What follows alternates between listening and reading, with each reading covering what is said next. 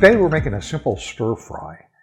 Stir frying is a Chinese method of cooking that involves cooking small pieces of food in a very hot oil in a wok or another large frying pan. Typically, you combine a protein of some sort together with vegetables and then top it off with a flavorful sauce. The nice thing about stir frying is that the whole process takes less than 30 minutes and all of the preparation can be done in advance. So the final assembly can be done just before you're ready to serve and takes less than 5 minutes.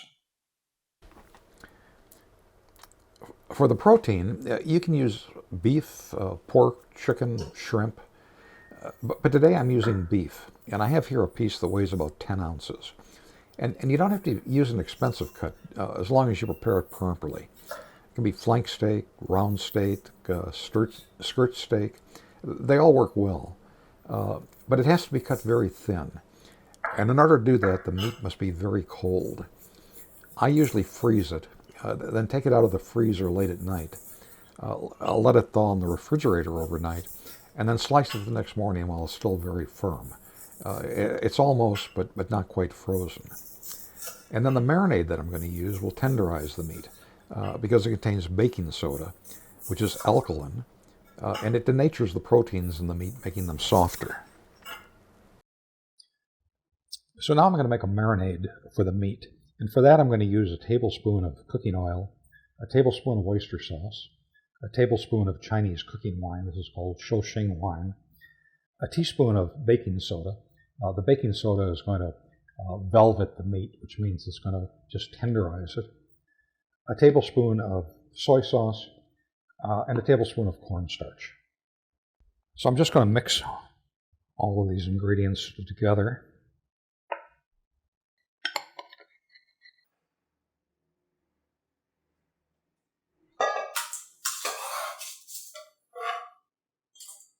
And then this is going to go on the meat.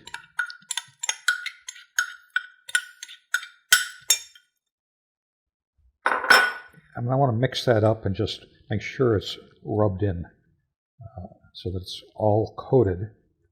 And you can do this 20 to 30 minutes ahead of time. I actually like doing it in the morning to get it out of the way, and then everything is ready when I'm ready to put everything together for dinner. Now for vegetables, I'm going to use about a half an onion, and I'm going to want to slice this horizontally like this.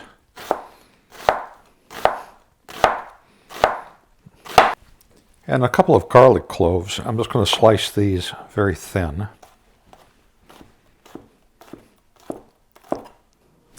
And then a small piece of ginger, just about the size of your thumb. And I'm going to cut the end off here, which is sort of dry. But other than that, you really don't need to peel this. But I'm just going to finely chop it.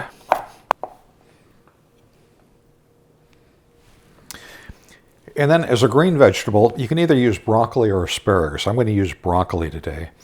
And what I want to do is cut off the florets.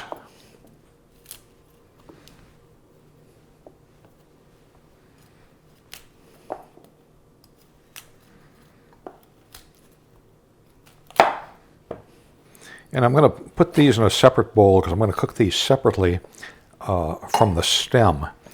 The stem's going to take a little bit longer to cook, so I'm going to just slice that very thinly. And then the stems will go in a separate bowl, so I can cook them separately. Now I'm just going to blanch the broccoli, and the stems are going to go in first because they're going to take a little bit longer to cook. And they'll probably go for about 2 minutes before I add the florets. And now the florets are going to go in, and I'll do those for about another 2 minutes. Now, it's been about 4 minutes altogether. I have an ice bath prepared here, and so I want to plunge the broccoli into the ice bath because I want to stop it from cooking. And when you shock it like this, it'll help maintain the bright green color. And as I said, you can use asparagus if you prefer that to a broccoli. So now we're ready to start cooking.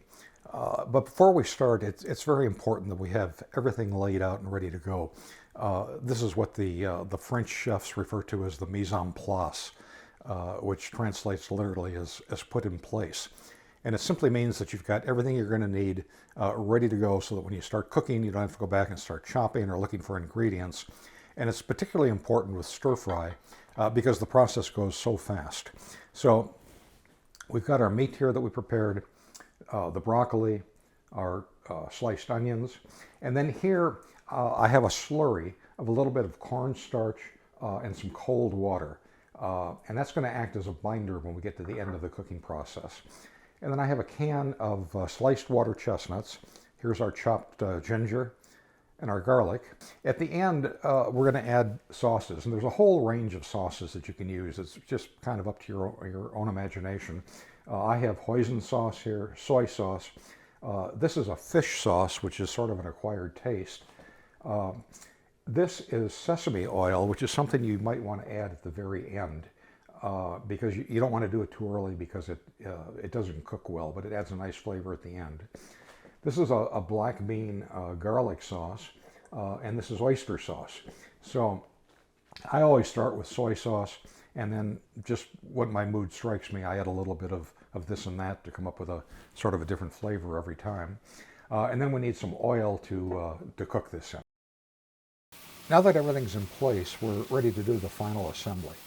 I'm using a wok, but if you don't have a wok, you can just use a large frying pan, but preferably one of the non-stick variety, because you want to get a nice sear on the meat, and that's going to be difficult to do with a non-stick pan.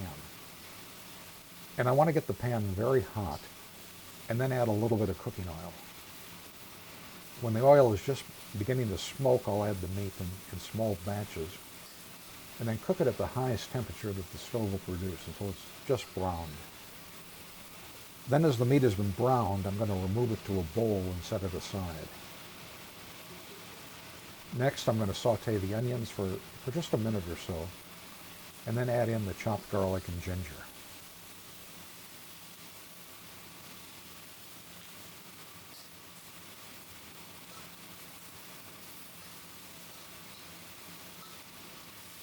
Then I'll add back the browned meat to the wok and add the water chestnuts and broccoli and stir this all together for just a minute or two to heat everything together. You don't want to do this for too long or you're going to overcook the broccoli and it'll lose its nice color and crispness. Next you want to add whichever sauces you like, but just be sure that you don't add too much sauce. This time I'm going to use soy sauce, oyster sauce, and black bean garlic sauce. And lastly, mix in your slurry of cornstarch and cold water. Now you'll see if the cornstarch and water sits for a while, it's going to separate. So you're going to want to mix it together just before adding the slurry. Now just toss everything for another minute or two so as to allow the sauce to thicken slightly, and you're ready to serve.